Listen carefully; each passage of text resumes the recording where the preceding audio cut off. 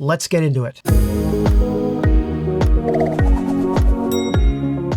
As you know, in the IQ section of your camera's menu, you've got your film simulations right here, and you have a number of additional options to modify the look of your images. You can add grain, modify the tone curve, add some additional saturation, sharpness, and clarity. By being able to do them right here in the camera, they get applied right to your photos before the camera saves them out to the SD card. Now, in almost every single instance, adding these effects doesn't affect the performance of the camera except for one, and that would be clarity. Let me show you what I mean. In this example, I'm going to go into sharpness and bump it up to +4. Then I'm going to take my shot. Here we go. Ready?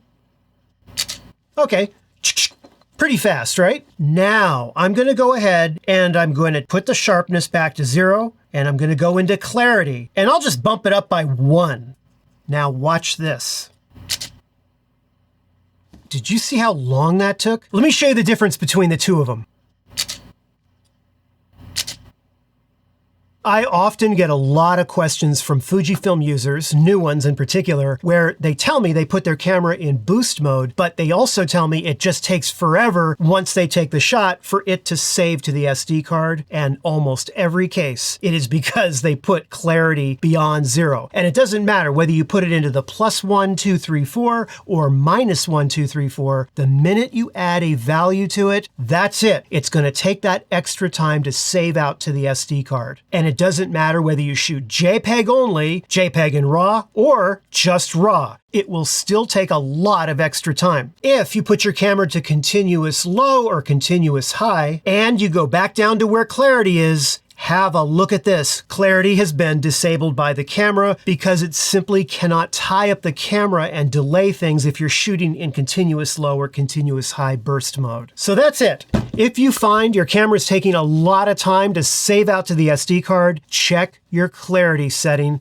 and frankly, put it to 0. So often when new photographers get a lens like this awesome 16 to 55mm zoom lens, there's always this temptation of always wanting to dial it down to the lowest f-stop and just using that all the time. Here's why that low f-stop setting is dangerous. As you know, aperture is part of the exposure triangle. With each new digital camera that's released, more advanced electronic autofocus settings are available. Face-eye auto detect, or the new subject detection setting. And camera companies make them sound so great, right? I mean, just set your camera to face-eye auto detect, aim it at your subject, and you're good to go, right? Well, no.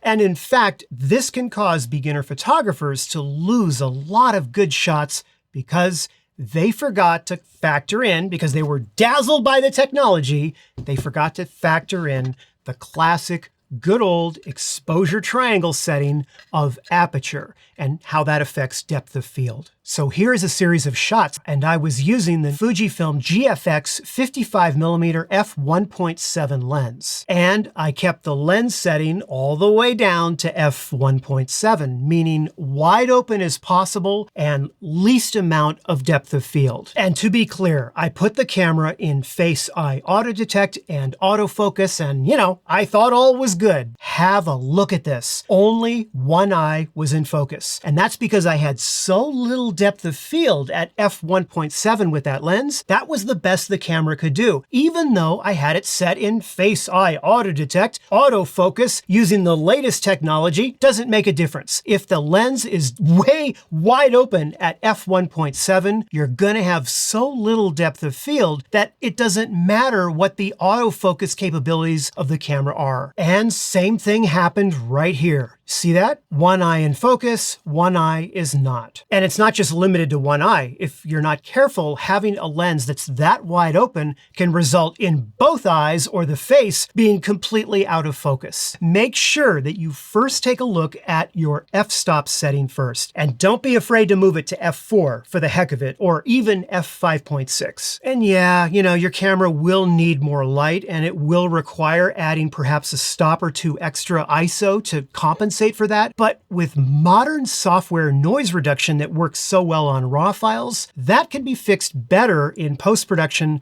than a blurry photo. You don't want that.